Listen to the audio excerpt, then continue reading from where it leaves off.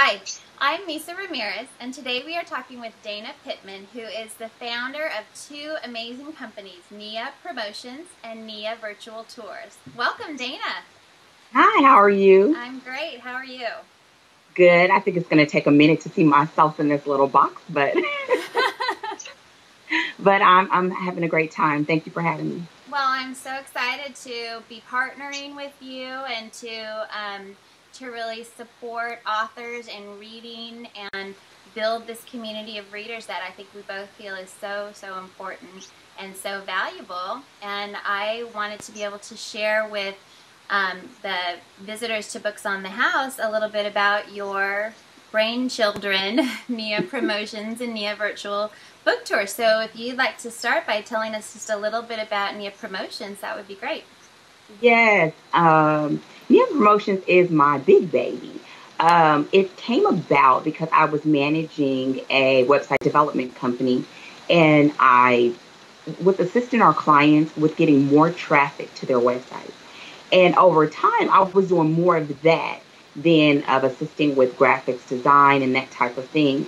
And Nia Promotions really kicked off because I started Nia Virtual Book Tours, which the two of them are always competing for my time. Because I'm an avid reader. I mean, I'm a huge reader.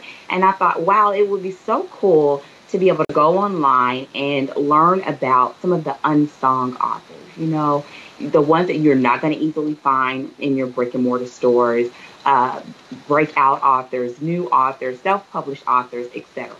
And so I started Nia Virtual Book Tours. And after Nia Virtual Book Tours really got going, a lot of those authors started to ask me the same questions that my business clients were asking. How do we get more exposure? How do I get more people to my website? How do I increase my sales? Would you assist me with marketing and promoting my work? And that just took off. And so basically the two go hand in hand. Nia Promotions is really the driving force behind everything that I do because we mix the marketing with events. We do online events, which is we do web type of things, whether it's virtual book tours, we do virtual conferences, I do virtual events, and then we also do live events where whether it's literary events, book signings, and I still balance the literary aspect of it with my traditional. So I work with still nonprofit organizations, churches, small businesses, independent professionals. So that do Mary Kay or Avon, they still try to get traffic to their site. And so the two of them have just been awesome. I wouldn't have ever thought that. I tell people I get paid to read, but I do.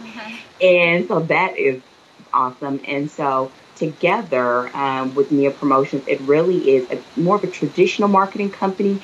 We just embrace, which was before more non-traditional methods, but now it's becoming more mainstream, which is social media, online marketing, email marketing, and then we do offline, whether it's promotional materials, events, strategic planning for launches and development, and everything down to just your website. And so somebody contracts with you, and then you just walk them through this entire process of creating this presence and gaining this exposure. that's absolutely correct. I mean, that's the way I would prefer to have it, which is we strategize together and develop a plan that was basically particular for that author, and sometimes it's to the product. And I'm saying a book sometimes is a product, and sometimes it's a business product. But and I assist them with pulling together that strategy and creating a plan. And then what I do is with some I assist them with implementation, and with others they kind of run with that. So really they're paying for consulting.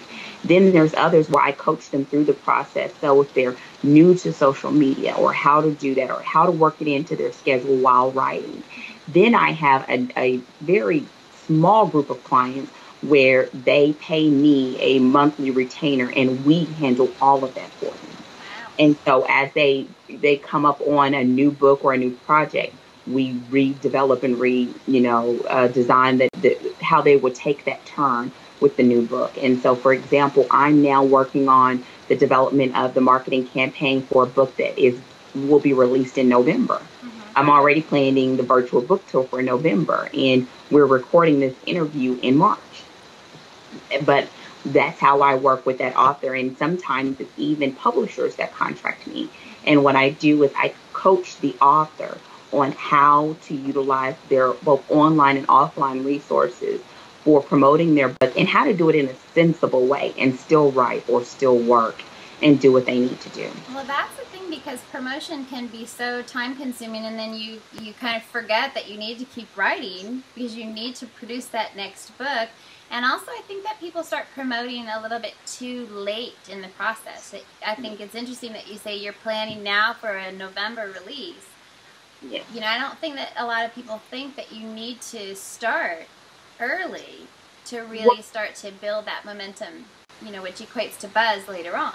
Right. Well, and you should start early. And I think the other big component of that equation is what type of publisher you're working with. Because if you're working with a mainstream publisher, well, shelf life is shorter for them. So they really have to be on their P's and Q's when it comes to the launching of that book, the reader awareness, whether they are going to do a physical tour or whether they're going to rely on a virtual tour, which I don't suggest, but some people, that's all that they can afford.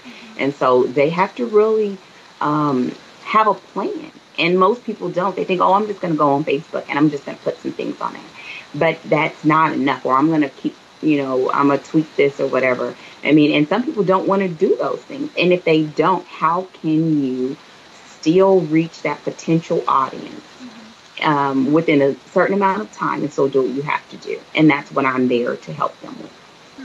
Okay, and so can you tell us about your virtual tours now, virtual book tours, and what that's about?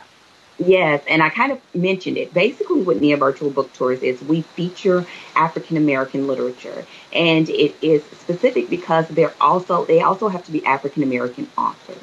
So all genres, and so I have everything now on there from business development books all the way to really close to erotica. I mean, so it runs the gamut. And what a NIA Virtual Book Tours is an ongoing virtual book tour. We are the virtual book tour. So authors come through, whether it's to use our site as a stop on their virtual book tour, or they may submit their books to me to be featured as one of our choices for the month. And it is paired not only with the site, because we have a really nice traffic of readers that come through. They check out our author profiles. They may read write-ups that I put on there. But we also have a podcast that supports it. So I interview the authors about the book. So just think of a book club discussion about a book, but without the spoilers. So the virtual book tours is specific to African American authors writing African American literature or nonfiction, but the promotion company is not so specific. Is that correct? That is correct.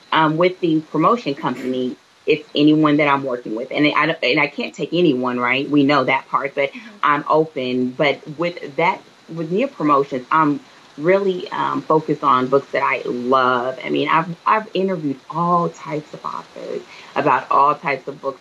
So it's a lot of fun. And I still do some of the same things like I do at NIA Virtual Book Tours. For example, I had a great interview with Lori Foster about My Man Michael. And then I have another interview that I have coming up with her soon about a new release. So it's not just African American authors that go into our podcast, but when it comes to the website, NIA Virtual Book Tours, that's all about African American literature. And I did that intentionally because most people know that when you go into bookstores, the amount of space that's allocated to African American literature is very slim. And then you get into the debate of whether there should be a section only for Black literature or whether it shouldn't. And I'm not going to go there. But to me, if people want to find out about new authors, I would love to be a conduit of that. And if people listen to my podcast, I think now we have close to 1,000 listeners that are subscribed to my podcast. They're going to listen. They're going to hear everything. They're going to hear from NIA Virtual Book Tours to authors like mainstream. I've done Simon & Schuster. I've done St. Martin's Press authors. I mean, so they're going to get a little bit of everything. And that to me is just good books. I mean, it's about what I'm reading, and I just could not help but, bang on the author's door, like, please let me interview you. And we just have a good time. We have a really good time.